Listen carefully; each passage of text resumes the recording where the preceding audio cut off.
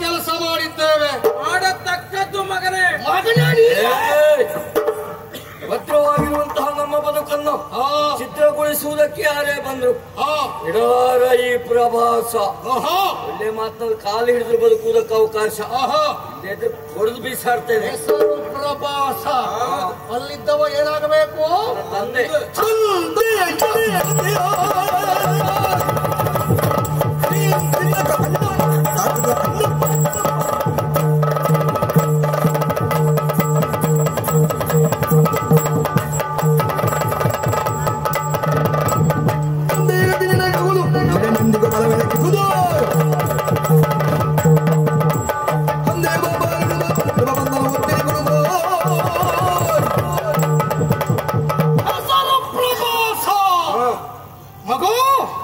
ಮೊನ್ನೆ ಹುಟ್ಟಿದ್ದೀಯ. ಎಲ್ಲ ಕಿವಿ ಸೇರಿ ನಿಧಾನ ಮಾತಾಡ. ನಾವು ಮಾತಾಡುವುದೇ ಹೀಗೆ. ಎಲ್ಲಾದ್ರೂ ನಾವು ಕೂಗಿದ್ದೇವು ಅಂತಾದ್ರೆ ಹೃದಯಾಘಾತವಾಗ ಸಾಯ್ತೀಯ ನೀನು. ಏನ್ ಹರಕೆ ಉಂಟಾ? ಇಲ್ಲಪ್ಪ. ಹೆಸರು ಪ್ರವಾಸ. ಮೊನ್ನೆ ಹುಟ್ಟಿದ್ದೀಯ, ನಿನ್ನೆ ಕೊಂಡ್ಬಿಟ್ಟಿದ್ದೀಯ, ಈ ದಿವಸ ಇಲ್ಲಿಗೆ ಓಡಿ ಬಂದಿದ್ದೀಯ. ಮಗು, ನಿನ್ನ ಬದುಕಿನಲ್ಲಿ ಕಲಿತುಕೊಳ್ಳಬೇಕಾದದ್ದು, ಅನುಭವ ಪಡೆದುಕೊಳ್ಳಬೇಕಾದದ್ದು ಇನ್ನು ಅನೇಕ ಅನೇಕ ಉಂಟಪ್ಪ. ಕಲಿಬೇಕಾದದ್ದಿಲ್ಲ, ಅದರ ಅನಿವಾರ್ಯತೆ ಬರುವುದು ಬೇಡ. ಯಾಕೆ ನೀತಿಯ ಮಾತು? ನೋಡು, ಕುಳಿತುಕೊಂಡಿದ್ದಾರೆ, ಅವರ ಪರಿಸ್ಥಿತಿ ನಿಮ್ಮದ್ದು ಆಗ್ತದೆ. ಹಾಗಾಗಿ ನಿನ್ನ ದಾರಿ ನಿನಗೆ, ನನ್ನ ದಾರಿ ನನಗೆ, ನಡೆಮನೆಗೆ ಅಂತ ಬುದ್ಧಿ ಹೇಳ್ತಾ ಇದ್ದೇನೆ. ನನ್ನ ಅಪ್ಪನನ್ನ ಕಾಪಾಡುವುದಕ್ಕೆ ನಾನಿದ್ದೇನೆ, ನನ್ನಿಂದ ನಿನ್ನನ್ನು ಕಾಪಾಡುವುದಕ್ಕೆ ಯಾರಿದ್ದಾರ? ಸ್ವಯಮೇವ ಮೃಗೇಂದ್ರಥ. ಅಂದ್ರೆ ಮೃಗರಾಜನಿಗೆ ಮೃಗರಾಜನೇ ಸಾಟಿ ಅನ್ನುವ ಹಾಗೆ ನನಗ ನಾನೇ ಗೋಡೆಗೆ ಮಣ್ಣಲ್ಲ ಮಗನ, ಇವತ್ತಿನ ಬಾಯಿಗೆ ಮಣ್ಣು ಹಾಕ್ತೇನೆ. ಮಗನ ಇವತ್ತಿನ ಬಾಯಿಗೆ ಇಷ್ಟು ಸೊಗಣಿ ಹಾಕ್ತಾರೆ. ಹೋರಾಟ ಮಾಡುವಂತ ಯೋಗ್ಯತೆ ಉಂಟು ಅಂತಾದ್ರೆ ಅಂತ ಹಳೆಯವರ ಹತ್ರ ಅಲ್ಲ, ಇಂತ ಎಳೆಯವರು ನಾವಿದ್ದೇವೆ. ನಮ್ಮ ಮನ ಯಾರವ್ರು ಹಳೆಯವರ? ಅಯ್ಯೋ, ಅವ್ರದ್ದೊಂದು ಉತ್ಸಾಹ ನೋಡಿದ್ರೆ ಇನ್ನು ಒಂದು 4-5 ನೋಡುವ ರೀತಿಯ ಉತ್ಸಾಹದಲ್ಲಿದ್ದಾರೆ ಅವರು. ಹಳೆಯವರ ಮೈ ಮೇಲೆ ನಾವು ಬೀಳ್ಲಿಕ್ಕೆ ಹೋದದ್ದಲ್ಲ, ನಮ್ಮಿದ್ದಲ್ಲಿಗ ಅವರು ಬಂದದ್ದು. ಹಳೆಯವರು ಅಂತ ಒಪ್ಪಿಕೊಳ್ತೇನೆ. ಮಗ ಇದ್ದಾರಲ್ಲ, ಏನೋ ನನಗೆ ಬುದ್ಧಿ ಹೇಳುವುದಾ ನೀನು? ಏ ದೇವ್ರೆ, ಎಂತ ಕಾಲ ಬಂದು ಹೋಯ್ತಪ್ಪ. ಯಾರ್ಯಾರ ಕೈಲೆಲ್ಲ ಹೇಳಿಸಿಕೊಳ್ಳುವಂತ ಪರಿಸ್ಥಿತಿ ಈ ಸಿಂಹಭದ್ರನ ಪಾಲಿಗೆ ಒದಗಿ ಬಂದು ಹೋಯ್ತಲ್ಲ ಶಿವನೇ. ಪ್ರಾರಬ್ಧ ಕರ್ಮಕ್ಕೆ ಇನ್ನೊಬ್ರು ಹೊಣೆಗಾರ ಅಲ್ಲಪ್ಪ ಅದು. ಈ ಪಾಪಿ ಮಗನ ಆಯಾ ಆಕಾರ ನೋಡ್ತಾ ಇದ್ರೆ ಎಲ್ಲ ಹೊಕ್ಕಿ ಹಿಡಿಯುವವನ ಕಾಣ್ತಾನೆ. ನಿಜವಾಗಿ ನೀವು ಇರಬೇಕಾದದ್ದಾದ್ರೂ ಎಲ್ಲಿ? ರಾಜಬೀದಿಯ ಬದಿಯಲ್ಲಿ ಭಿಕ್ಷೆ ಪಾತ್ರೆಯನ್ನು ಹಿಡಿದುಕೊಂಡು ಅಮ್ಮ ಕೊಡಿ, ಅಪ್ಪ ಕೊಡಿ, ಏನಾದ್ರೂ ಕೊಡಿ, ಎಷ್ಟಾದ್ರೂ ಕೊಡಿ, ಭವತಿ ಭಿಕ್ಷಾಂದೇಹಿ ಅನ್ನುವುದಾಗಿ ಭಿಕ್ಷೆ ಎತ್ತಬೇಕು ನೀನು. ನನಗೆ ಬುದ್ಧಿ ಹೇಳಲಿಕ್ಕೆ ಬಂದ. ಹಾಗೆ ಮಾಡಿದ್ರೆ ಸಂಪಾದನೆ ಹೇಗೆ ಒಳ್ಳೆದಾಗಬಹುದಾ? 100ಕ್ಕೆ 100 ಅನುಭವಿಸಬೇಕು. ಖಂಡಿತ ಸಂಪಾದನೆ ಹಾಗೆ ಆಗ್ತದೆ. ಹಾಗಾದ್ರೆ ನನಗೊಂದು ಉಪಕಾರ ಮಾಡೋದು ನೀನು. ಭಿಕ್ಷೆ ಪಾತ್ರೆ ಬೇಕೇನಪ್ಪ ಮಗು? ಅಲ್ಲಪ್ಪ, ಮತ್ತ ನನ್ನ ಜೊತೆ ನಿನ್ನ ಅಪ್ಪನೂ ಕಳಿಸ್ಕೊಡ. ಎಷ್ಟೇ ಸಂಪಾದನೆ ಆಗಲಿ ಅರ್ಧ ಪಾಲ್. ನೀನು ಹೊಕ್ಕಿ ಹಿಡಿಯುವುದೇ ಒಳ್ಳೆ, ಭಿಕ್ಷೆ ಎತ್ತುವುದಲ್ಲ. ಪುಣ್ಯಾತ್ಮ ನನ್ನ ಅಪ್ಪ ಸ್ವರ್ಗದಲ್ಲಿದ್ದಾರ. ಮೊನ್ನೆ ಪತ್ರ ಬರ್ತಲ್ಲ, ನಾನು ಸ್ವರ್ಗದಲ್ಲಿದ್ದೇನೆ, ಆದಷ್ಟು ಬೇಗ ಬರ್ಬೇಕು ಮಗನೇ ನೀನು ಅಂತ ಅವನೇ ಪತ್ರ ಬರ್ತದೆ. ಅಲ್ಲ, ನನ್ನನ್ನ ಕೆಣಕುವುದಕ್ಕೆ ಯಾರು ಬರ್ತಾರೋ ಅಂತವರನ್ನ ಮಗನೇ ನರಕಕ್ಕೆ ಕಳುಹಿಸುವಂತ ಹೇಳಿದ್ದಾರೆ.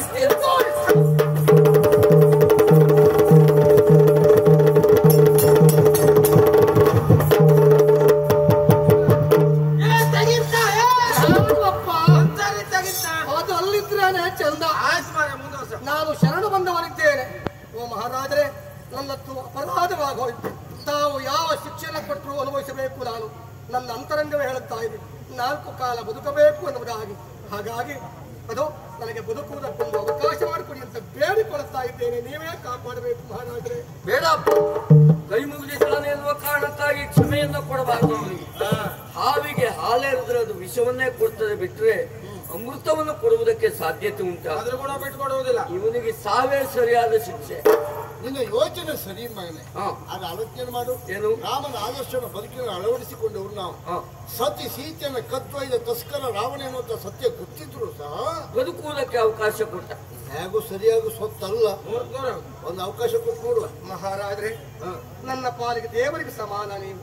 ನಿಮಗೆ ಎಷ್ಟು ಕೃತಜ್ಞತೆ ಹೇಳಿದ್ರು ಸಾಕಾಗಲಿಕ್ಕಿಲ್ಲ. ಪುನರ್ಜನ್ಮವನ್ನ ಕೊಟ್ಟಂತಹ ದೇವರು ನನ್ನ ಪಾಲಿಗೆ. ಅದೋ ತಮ್ಮ ಈ ಪಾದ ಅಂತ ಹೇಳುವುದು ಉಗ್ರ ನರಸಿಂಹನ ಪಾದ ಸ್ವಾಮಿ. ಉಗ್ರ ನರಸಿಂಹನ ಪಾದ ನಿಂತ್ರೆ ಎಲ್ಲವೂ ಪುಡಿ ಪುಡಿಯಾಗಿ ಹೋಗ್ತದೆ. ಪ್ರಪಂಚದ ಭೂಪಟದಲ್ಲಿ ಹಿಂದೂ ಸದೃಶವಾದಂತ ಕೇಂದ್ರ ಸ್ಥಾನ ನಿನ್ನದು. ಹೌದು, ಇಡೀ ಪ್ರಪಂಚನ ಅಲ್ಲಾಡಿಸುವ ಮಟ್ಟಕ್ಕೆ ಬೆಳಿತಿ ಅಂತ ಆದ್ರೆ ಯಾರಿದ್ದಾರೆ ನಿನ್ನ ಹಿನ್ನೆಲೆಯಲ್ಲಿ? ಸತ್ಯವಾದಂತಹ ಮಾತವನು ಸ್ವಾಮಿ. ನಾನಾಗಿ ಬಂದದ್ದಲ್ಲವೇ ಅಲ್ಲ, ಇದಕ್ಕೆಲ್ಲ ಇನ್ನೊಬ್ಬರ ಪ್ರೇರಣೆ ಅನ್ನುವುದುಂಟು. ಆ ಕುತಂತ್ರಿ ಮಂತ್ರಿ ಭುವನಮಲ್ಲ, ಆ ಪಾಪಿ ಇಲ್ಲಿಗೂ ಬಂದಿರಬೇಕು. ಇಷ್ಟಕ್ಕೆಲ್ಲ ಕಾರಣ ಮಣಿಭೂಷಣನ ಕೊಂದವನೇ ಆ ಪಾಪಿ. ನಾನು ಸತ್ಯ ಧರ್ಮ ನ್ಯಾಯ ನೀತಿನುರಾಗಿ ಅದೇ ಮಾರ್ಗದಲ್ಲಿ ಬದುಕುತ್ತಾ ಇದ್ದವ ಸ್ವಾಮಿ. ಅದು ತಮ್ಮ ಮಾತನ್ನು ಕೇಳಿದ್ದೇನೆ. ತಮ್ಮ ಆದರ್ಶದಂತೆ ಮುಂದೆ ನಾನು ಧರ್ಮದಂತೆ ಬದುಕುವುದಕ್ಕೆ ಮುಂದಾಗುತ್ತೇನೆ. ಬದುಕು ನಮ್ಮ ಔದಾರ್ಯದ ಭಿಕ್ಷೆ. ಸರಿ, ನಾನಿನ್ನು ಹೋಗಿ ಬರಲೇ? ಹೋಗ್ಬೋದು ಕಡೆ. ನೋಡು, ಜೀವನದಲ್ಲಿ ಕಲಿಯಬೇಕಾದ ಬಹಳಷ್ಟು ಉಂಟು ನೀನು.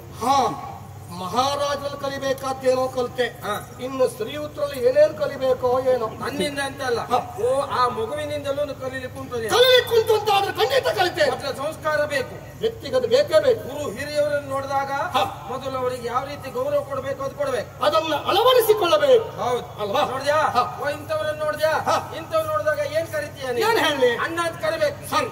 ಇಂಥವ್ರು ನೋಡಿದಾಗ ಅಪ್ಪ ಅಂತ ಕರಿಬೇಕು. ಸರಿ. ಇಂಥವ್ರು ನೋಡಿದಾಗ ಏನ್ ಕರಿತೀಯ? ಅಣ್ಣ, ಇವರು ಅಪ್ಪ, ಅವರು ಅಣ್ಣ, ಇವರು ಅಪ್ಪ. ಈಗ ಅಣ್ಣಪ್ಪ ಅಣ್ಣಪ್ಪ ಅಂತ ಹೋಗ್ತಾರೆ. ಓ ಪುಣ್ಯಕ್ಷೇತ್ರದ ಅಣ್ಣಪ್ಪ ಸ್ವಾಮಿಯೇ, ನಮೋ ನಮಃ ನಮೋ ನಮಃ. ಮಾಡ್ತೀನಿ ಕೆಲಸಗೆಲ್ಲ ದೇವರು ಒಳ್ಳೇದ್ ಮಾಡಿ ವರ ಕೊಡುವವ ಕಾಯುವವ ದೇವರು. ಪ್ರಾರ್ಥನೆ ನಮ್ಮದ್ದು ಅದೆಲ್ಲ ಹೌದು. ಅವ್ರಿಗೆ ಅಣ್ಣ ಅಪ್ಪ ಅಂತ ಕರಿಬೇಕು. ಶ್ರೀಯುತರಿಗೆ ಏನಾದ್ರು ಕರಿಬೇಕು. ನನಗೆ ಚಿಕ್ಕಪ್ಪಯ್ಯ ಅಂತ ಕರಿಯ. ಚಿಕ್ಕಪ್ಪಯ್ಯ 7 ಜನ್ಮದಲ್ಲಿ ನಾ ಹುಟ್ಟಿ ಬಂದರೂ ನನ್ನ ಚಿಕ್ಕಪ್ಪ ನೀನ್ ಆಗುವುದು ಬೇಡಪ್ಪ. ಮೊದಲೇ ನಾ ಬೇಡ್ಕೊಳ್ತೇನೆ. ನಾನು ಹಾಗೆ ಪ್ರಾರ್ಥನೆ ಮಾಡ್ಕೊಳ್ತೇನೆ. ಆದ ಪುಣ್ಯಾತ್ಮ, ನೀ ಈ ವರ್ಷ ಒಂದು ತಯಾರಾದದ್ದು ಎಷ್ಟೋ ಕಣ್ಣು ಕೈ ಕಾಲಿಲ್ವಲ್ಲೋ ಮಹಾರಾಜ. ಅತ್ತೆ ಮಗನ ಈ ಕ್ಷೇತ್ರದಲ್ಲಿ ಬಂದ್ಕೊಂಡು ನಿಮ್ಮ ಎದುರುಗಡೆ ಬಾಯಿ ಮುಚ್ಕೊಂಡು ನಿಂತ್ಕೊಂಡ್ರು ಉಂಟಲ್ಲ, ನಮ್ಮನ್ನ ಎಷ್ಟು ಮಗನ ಮಾಡ್ಬೇಕಾ ಮಾಡ್ತೇನೆ. ನೀವು ಎಲ್ಲ ಅವಕಾಶ ಸಿಗ್ತದಲ್ಲ ಬಾಯಿ ಹಾಕ್ಬೇಕು ಅಂತ ನಮ್ ಗುರುಗಳೇ ಹೇಳಿದ್ದಾರೆ. ಈ ಕ್ಷೇತ್ರಕ್ಕೆ ಬರುವ ಕೆಲವು ತಯಾರಿ ಮಾಡೇ ಬರಬೇಕು. ನಾವು ಅಂತವರನ್ನೇ ಯಾವತ್ತು ಬಯಸುದು. ಮಂಗತ್ತವರೇ ನಾವು ಇಲ್ಲಿ ತಯಾರಿ ಮಾಡ್ಕೊಂಡ್ ಬಂದು ಹೇಳುದು ತಯಾರಿ ಇರಬೇಕು ಬರುವಾಗ ಅಂತ. ಇಲ್ಲಿ ಬಂದ್ಮೇಲೆ ತಯಾರಿ ಮಾಡೋದು ಬೇಕಾದ ನಿನಗೆ. ಇಲ್ಲಿ ಬಂದಾಗ ತಯಾರಿ ಮಾಡ್ಕೊಂಡ್ರೆ ಕಷ್ಟ. ಅಲ್ಲೇ ಸಿಕ್ಕಾಕೊಂಡು ಗೊತ್ತುಂಟು. ಆಗ್ಲಿ, ನಿನ್ನೆಲ್ಲ ಕಲಿಯುತ್ತಾರೆ, ಕಲಿತೆ ಬಹಳ ಸಂತೋಷ.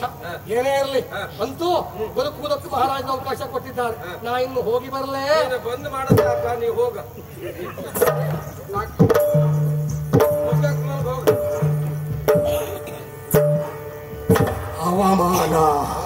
ಹವಾಮಾನ ಸರಿ ಇಲ್ಲ ಮಾರಿಯ. ಹೇಳಿದ್ದು ಮಾರಿಯ, ಒಂದೊಂದ್ಸರಿ ಮೋಡ ಆಗುದು, ಮಳೆನೇ ಬರುದಿಲ್ಲ. ಅಂದ್ರೆ ತಡ್ಕೊಳ್ಲಿಕ್ಕೆ ಹೌದು. ಹವಾಮಾನ ಬೇರೆ, ಹವಾಮಾನ ಬೇರೆ. ಹವಾಮಾನ ಕಿವಿ ದೂರ ಅನ್ನೋದು ಅಂತ ಹೇಳಿದೆ. ಹವಾಮಾನ ನೀ ಹೆದರ್ಸಿದ್ದಾರೆ ಈಗ ನಿನಗೆ ಇಲ್ಲೋಡ ಮಗನೇ. ಶರಣು ಬಂದವನು ಹವಾಮಾನ ಪ್ರಭಾಸ ವ್ಯೋಮಕೇಶ ಬಿಡ್ಲಿಕ್ಕಿಲ್ಲ.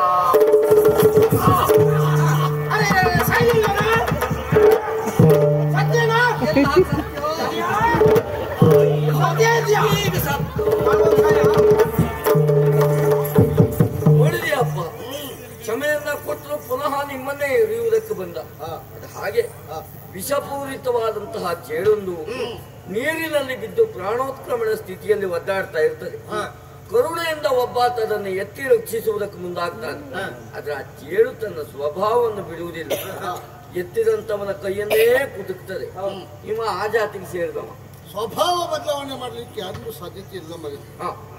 ಅವಕಾಶ ಕೊಟ್ಟೆ, ಅರ್ಹತೆ ಇಲ್ಲ ಅಷ್ಟೇ. ನೀವು ಆಕ್ಷೇಪ ಮಾಡ್ತಾ ಇದ್ದು ಮಂತ್ರಿ ಭುವನಮಲ್ಲನ ಮೇಲೆ. ಯಾವುದಕ್ಕೂ ಹೌದೌದು, ಒಂದ್ ಕಣ್ಣಲ್ಲ ಎರಡೂ ಕಣ್ಣು ಇಡ್ತೀವಿ. ಇಲ್ಲಿ ನಮ್ಮ ಕ್ಷೇತ್ರದಲ್ಲೇ ಈ ಪಾಪಿ ಒಬ್ಬನೇ ಬಂದಿದ್ದಾನೆ ಹೇಳಲಿಕ್ಕೆ ಆಗುದಿಲ್ಲ. ಅವನು ಕುಲು ಕುಟುಂಬ ಬಂದ. ನಿಮ್ಗೂ ವಿಷಯ ಗೊತ್ತಿಲ್ಲ. ಇವತ್ತು ನಿನಗೆ ಎಷ್ಟು ಹೊಣೆಗಾರಿಕೆ ಜವಾಬ್ದಾರಿ ಉಂಟು ಅಷ್ಟು ನನಗೂ ಉಂಟು. ಇನ್ನು ಮುಂದೆ ನಾ ಎಷ್ಟು ಸುತ್ತು ಬರ್ತೇನೆ ಹೇಳಲಿಕ್ಕೆ ಆಗುದಿಲ್ಲ. ಬಂದಾಗೆಲ್ಲ 2 ಕಣ್ಣು ಇಡ್ತಾ ಇರುವುದೇ. ತಿರುಗಾಟಕ್ಕೆ ಹೋಗ